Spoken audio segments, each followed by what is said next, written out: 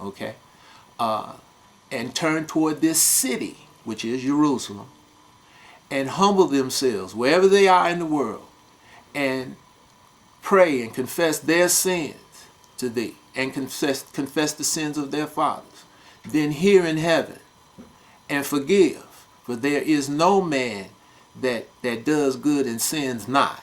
Okay, then hear in heaven and forgive, and bring them back into this land. Okay, and he also said, and if any stranger, any other people, turn toward this house, this city, okay, and confess thy name, and pray unto thee, then hear in heaven and answer their prayers, that all people of the earth would know that thou art he who creates, or you are Yah, okay, the strong one of the whole earth, and there is none else.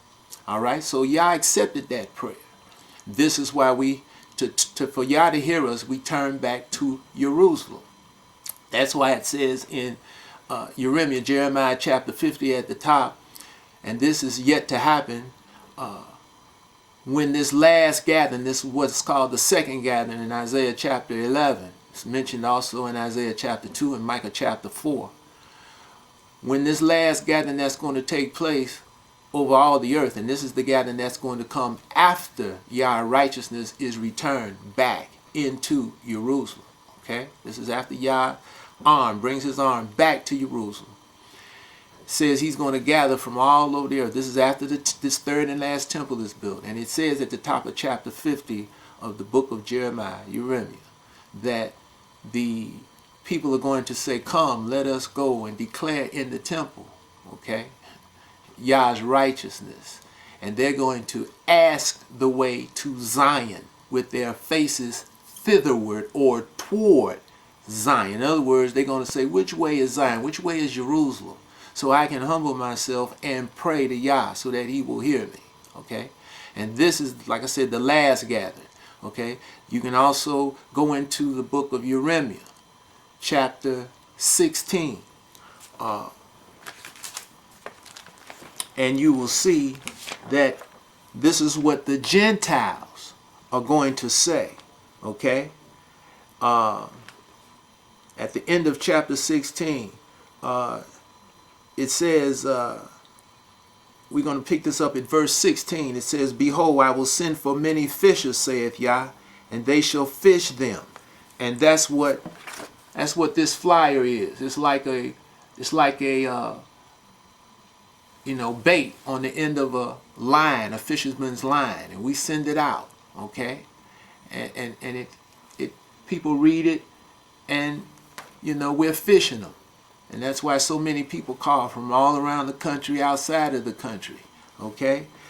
And it says, and after I will send for many hunters, and they shall hunt them from every mountain and from every hill and out of the holes of the rocks. Okay? Because eventually the Gentiles are going to come and get us, as many other people are going to come. It says in Zechariah, it'll be 10 men out of all the nations that will grab hold to the skirt of him who is an Israelite. It says Jew, okay, over in Zechariah, but it should say, initially it said Israelite, and they're going to say, we heard Yah is with you, come and let us take you to Yah, to the mountain of Yah. Okay, this hasn't happened. This is going to happen in this last gathering. Okay, and that's the ones who are going to hunt the people. But it also says, when you go down to verse 19 in chapter 16, Jeremiah, it says, O Yah, my strength, and my fortress, and my refuge in the day of affliction, the Gentiles shall come unto thee from the ends of the earth, okay, and shall say, surely our fathers have inherited lies, vanity, and things wherein there is no profit. Shall a man make idols? Okay, this is God lowercase, but initially it said idols. Should a man make idols unto himself, and they are no strong ones? Okay, or they are not the strong one. It says in verse 21, therefore, behold, I will this once cause them to know, I will cause them to know mine hand and my might, and they shall know that my name is Yah.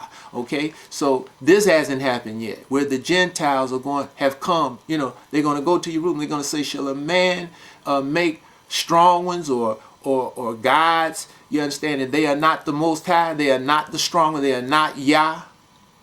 And he says they're going to say, "Surely we have inherited lies and vanity and things wherein there is no profit." Now this hasn't happened yet.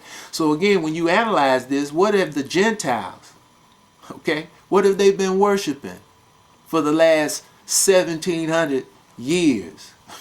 Okay, at least that, because Constantine established he legalized Christianity in 311 CE AD.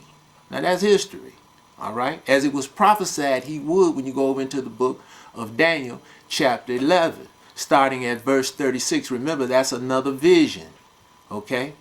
They took the introduction of that vision away and moved it up under the vision that starts in chapter 10, Daniel. Tried to make it all look like one vision. We've talked on this in previous shows, okay? And it says that this king is going to do according to his will. That was Augustus. But when you keep reading, keep going down in chapter 11, okay, Daniel, you'll come to verse, I think it's 37. And it says in verse, okay, it says in verse 36, it starts off talking about Augustus. It says, "And the king shall do according to his will, and he shall exalt himself and magnify himself above every god." Okay, this is Augustus. "And shall speak marvelous things against the God of gods." Okay, that's Yah.